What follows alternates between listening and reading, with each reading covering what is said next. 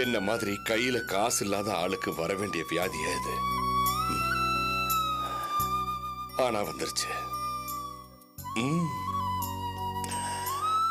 டேய், கடவுள் பணத்தை ஒரு இடத்துலயும் வியாதியை இன்னொரு இடத்துலயும் கொடுத்துருக்கா. அதை நினைச்சாவது நான் சிரிச்சுதான் ஆகணும்டா. Narayana, be serious. இந்த விஷயத்தை உன் வீட்டுல நீதாண்டா பக்குவமா சொல்லணும். உனக்கு சங்கடமா இருந்தா நான் வேணா வந்து சொல்லவா? வேண்டாம்.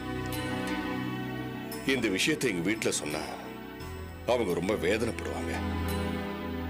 எனக்கு வந்த வியாதியை பத்தி இல்ல, செலவை பத்தி.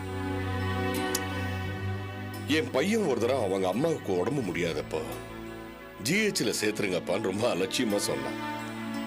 என் பொண்டாட்டியோட நிலைமையே அப்படின்னா என்னை பத்தி சொல்லவே வேணாம்.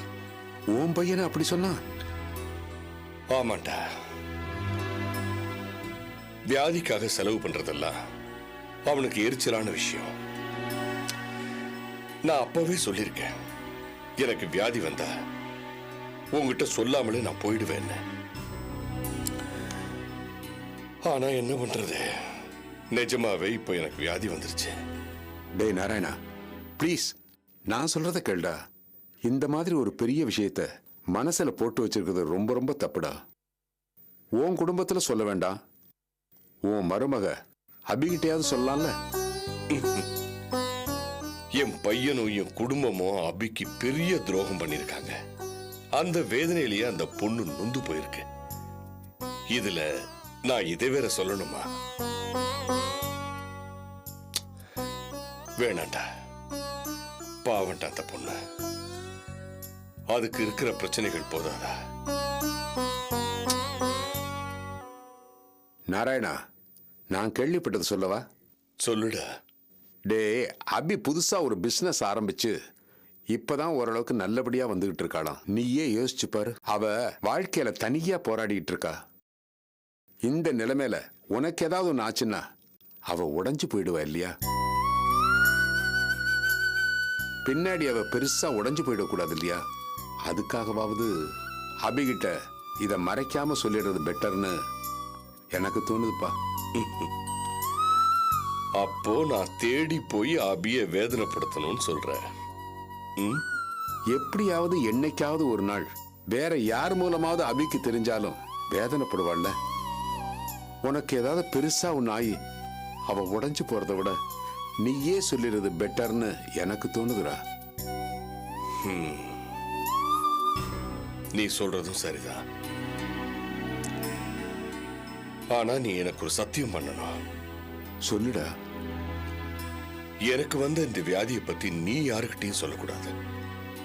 உனக்குள்ளேயே போட்டு புதைச்சுக்கணும். என்ன? சரி. ஆனா நான் யார்கிட்ட எப்போ சொல்லணுமோ அதை சொல்லிக்கிறேன். ஆனா உன் மூலமா இது யாருக்குமே தெரியக்கூடாது. சரியா? சத்தியம் பண்ண. சொல்ல மாட்டேன் நாராயணா, சொல்ல மாட்டேன். சத்தியமா சொல்ல மாட்டேன்.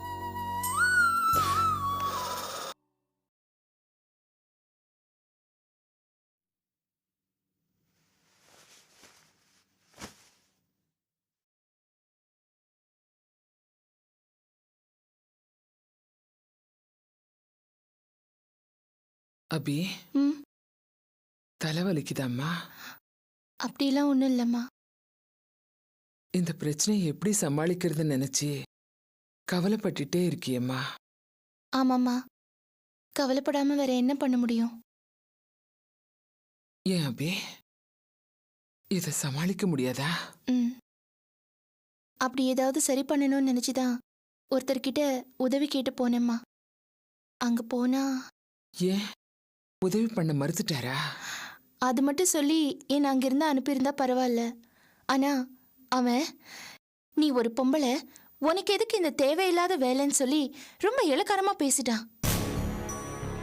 ஆதித்யா மாதிரி பணக்காரனா இருந்தாலும், நாங்க தேடி போன தாதா மாதிரி இருந்தாலும், பாஸ்கர் மாதிரி மிடில் கிளாஸ் ஆளா இருந்தாலும், பொண்ணுங்களை பத்தி எல்லார் பார்வையும் ஒரே மாதிரி மட்டமா தான் இருக்குமா. தெரிஞ்சது தானே அபி. ஆம்பளை துணை இல்லாம தனியா ஒரு பொண்ணு போனா போதும். அவளை சரியான குணத்துல பாக்குற குணம் எனக்கு தெரிஞ்சு எந்த ஆம்பளைக்கும் இல்ல அபி. நீ எப்படிம்மா தனியா இருந்த? தனியா இருந்து போராடி எப்படி நீ எங்களை படிக்க வச்சு ஆளாக்குன? படிப்பு பணம் அப்படி எந்த பலமும் இல்லாம எந்த வைராகியத்துல நீ எங்களெல்லாம் காப்பாத்துன? இதெல்லாம் நான் யோசிச்சதே கிடையாது அபி. அதுக்கான படிப்பும் சிந்தனையும் நேரமும் எனக்கு இருந்ததே கிடையாது. நான் நினைக்கிறேன் நீ வீட்டு வேலையும் சமையல் வேலையும் செஞ்சதுனால உனக்கு பெருசா பிரச்சனை எதுவும் வரல. எப்பவுமே வீட்டு வேலைக்கு ஆம்பளைங்க போட்டின்னு வரமாட்டாங்க, அது பொம்பளைங்க வேலைன்னு பிரிச்சுட்டாங்க. ஆனா நான் ஆம்பளைங்க இருக்கிற துறையில வேலை செஞ்சு அவங்க இருக்கிற ஃபீல்ட்ல தலையிடுறதுனால அவங்களுக்கு இயல்பா என் மேல ஒரு பொறாமை ஒரு வெறுப்பு வருதுன்னு நினைக்கிறேன். அதனால மூளைக்கு மூளை என்னை உதைச்சு தள்ளுறாங்க. கவலைப்படாதே அபி, என்கிட்ட இல்லாத துணிச்சலும் தைரியமும் உங்ககிட்ட இருக்கு. இருந்தும் என்னம்மா பிரயோஜனம்? என்னை நம்பி பணம் போட்டவங்க கஷ்டப்படக்கூடாதுன்னு நான் ஆசைப்படுறேன். ஆனா என்னால தடுக்க முடியுதா? என்னம்மா பிரயோஜனம்?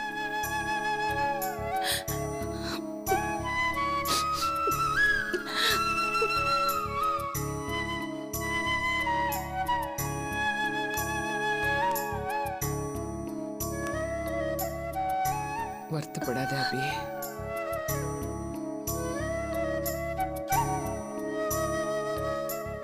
அபி, வணக்கம். அப்பா வாங்க வாங்க எப்படிமா இருக்க? நல்லா இருக்கேன்பா, வாங்கப்பா. வாங்க உட்காருங்க.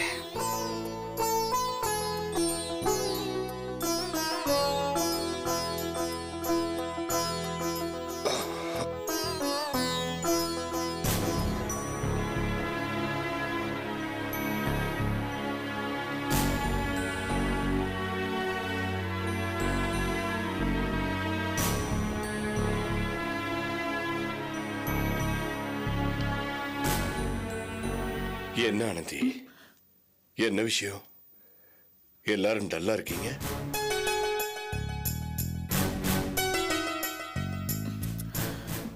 இல்ல மாமா, ஒரு பிரச்சனை. என்ன? அக்கா சொந்தமா ஒரு கன்ஸ்ட்ரக்ஷன்ஸ் ஆரம்பிச்சிருக்கு. அப்படியா? ஓ, வெரி குட். இல்ல, வேலை ஆரம்பிச்ச முதல் நாளே சில ரவுடிங்க வந்து பிரச்சனை பண்ணி வேலையை நிறுத்திட்டாங்க. அட பாவிகளா! மேற்கொண்டு என்ன பண்றதுங்கிற குழப்பத்துல தான் நாங்க எல்லாரும் நின்னுட்டு இருக்கோம். ஆமாங்க, அதை பத்தி தான் இப்போ பேசிக்கிட்டு இருந்தோம். உங்களுக்கு எதுக்குப்பா இந்த கவலையெல்லாம்? ஆனந்தி, டீ கொண்டு வா. ஆஹா, வேண்டாமா. அப்படி சொல்லாதீங்கப்பா, போய் கொண்டு வா போ.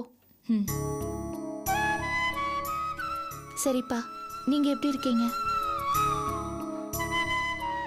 இருக்கேம்மா, ஏதோ இருக்கு. ஏன்பா இப்படி விரக்தியா பேசுறீங்க?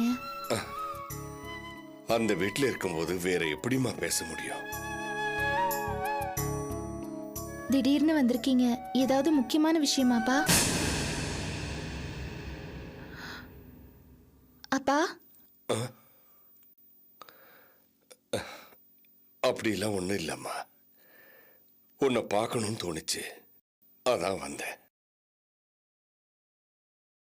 இனிமே நான் எப்ப பார்க்க போறேனோ. ஏன்பா இப்படி சொல்றீங்க? உண்மையை தாமா சொல்றேன். அப்பா ப்ளீஸ் புரியுற மாதிரி சொல்லுங்களேன். பெரிய பிரச்சனை எல்லாம் நடந்துருச்சு. இனிமே நீ அந்த வீட்டுக்கு வரப்போறது இல்லையே, அதத்தான் சொன்னேம்மா. ஒண்ணு மட்டும் சொல்றேம்மா, நீ படுற இந்த கஷ்டத்துக்கெல்லாம் நிச்சயமா பலன் கிடைக்கும். ஆண்டவன் உன்னை நல்ல இடத்துல கொண்டு போய் வைப்பாமா, அந்த நம்பிக்கை எனக்கு இருக்கு. உங்க பிளெஸிங்ஸ் எப்பவுமே எனக்கு துணையா இருக்கும்.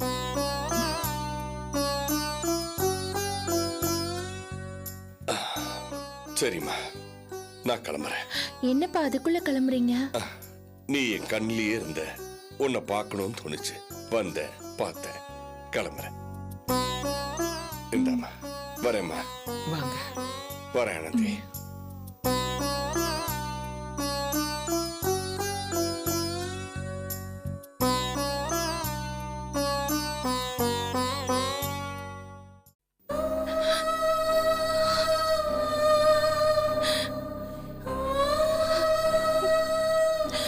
இன்னும் 2 நாள்ல நான் கொடுத்த பணம் என் கைக்கு வந்து சேரணும். இல்லன்னு சொன்னா உன் கண்ணு முன்னாலேயே இந்த வீட்டுல குடும்பத்தோட தற்கொலை பண்ணிப்போம்.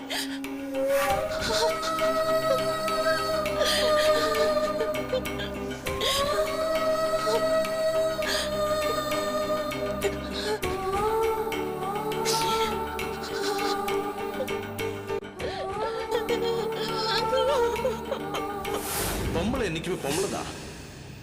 தனியா இருந்து ஒன்னும் அசைக்க முடியாது. அசைக்கணும்னு நினைச்ச நீதான் ஆடி போயிடுவ.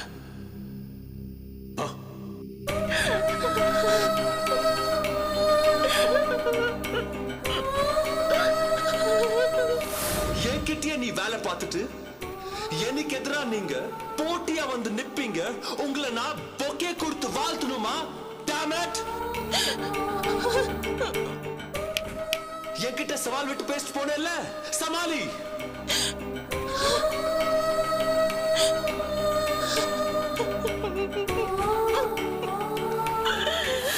உன்னை யாராத்தான் வந்து கட்டடலாம் கட்ட சொன்னா? ஒழுங்கா லட்சமா பொம்பளை வீட்டோட இரு. புருஷங்காரன் சம்பாதிப்பான். நகை சீட்டை கட்டிட்டு டிவி பார்த்துட்டு ஜாலியா இரு.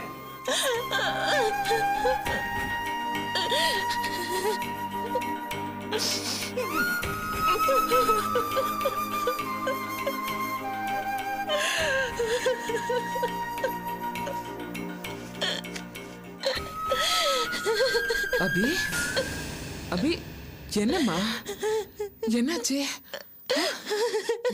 அபி, ஏம்மா அழுற? அபி, என்னம்மா? என்னக்கா? அம்மா நேத்த நாள் என்ன பேசிட்டு போனார்னு பாத்தியா? அவரு குடும்பத்தோட தற்கொலை பண்ணிக்குவேன்னு சொல்லிட்டு போனாருமா. எனக்கு பயமா இருக்குமா. நான் என்ன பண்ணுவேன்னு சொல்லுமா. அழாத அபி, அழாதம்மா. ஏன் நீ இப்படி எல்லாம் நினைக்கிற? நல்லதையே நினை, தப்பா எதுவும் நடக்காதும்மா. இல்லம்மா, நான் கஷ்டப்படுறத பத்தியோ இல்ல தொழில நஷ்டம் வர்றத பத்தியோ நான் கலங்கல. ஆனா அந்த ஆள் ஏதாவது பண்ணிக்கிட்டாருன்னா காலம் பூரா என்னால நிம்மதியா வாழவே முடியாது. என்ன அபி இது? அந்த ஆளு பணம் திரும்பி கிடைக்கணுங்கிறதுக்காக ஏதாவது சொல்லிருப்பாரு. இல்லம்மா, பாவம் அந்த குழந்தைங்க, அவங்களோட முகத்தை பாத்தியா? அபி ஆத்திரத்துல அவர் ஏதோ சொன்னாரு. மத்தபடி மனுஷங்க அவ்வளவு ஈஸியா சாக மாட்டாங்கம்மா. நீ அதை பத்தி நினைச்சு வேதனைப்படாதே. இல்லம்மா, என்னோட நிலைமைக்கு இப்ப என்கிட்ட யாராவது 10 லட்சம் தர நீ செத்து போன்னு சொன்னா அந்த 10 லட்சம் வாங்கி அவங்களுக்கு கொடுத்துட்டு நான் செத்து போறது கூட ரெடியா இருக்கேன். சீ, என்ன இப்படி எல்லாம் பேசுற? அக்கா ப்ளீஸ் பொறுமையா இரு. நீ ஏன் இப்படி சின்ன புள்ள மாதிரி நடந்துக்கிற? தைரியமா இருக்கா? நாம அவர்கிட்ட பேசுவோம். பிரச்சனை எப்படி சமாளிக்கிறதுன்னு பாப்போம். அபியக்கா, நீ ஒன்றும் கவலைப்படாதக்கா. நான் சம்பாதிக்க ஆரம்பிச்சிட்டேன். மாசம் 3000 ரூபாய் கிடைக்கும். உன் கடனை நான் அடிக்கிறேன்க்கா. மனம் பிரியம் எனக்கு புரியுது. ஆனா மாசம் 3000 ரூபாய் ரொம்ப சின்ன தொகை. இப்ப நான் மாட்டி இருக்கிற சிக்கல் ரொம்ப பெருசு. ஆறுதல் சொன்னா மட்டும் தீர்ற பிரச்சனை இல்லை இது. பாரு, விடிய போகுது. இப்போ என்னமோ எனக்கு விடியல நினைச்சாலே பயமா இருக்கு. விடியாம இருந்தாலே நல்லது. அந்த குழந்தைங்க முகம், அந்த ஆளோட முகம் என் கண்ணு முன்னாடியே வந்துகிட்டே இருக்கு.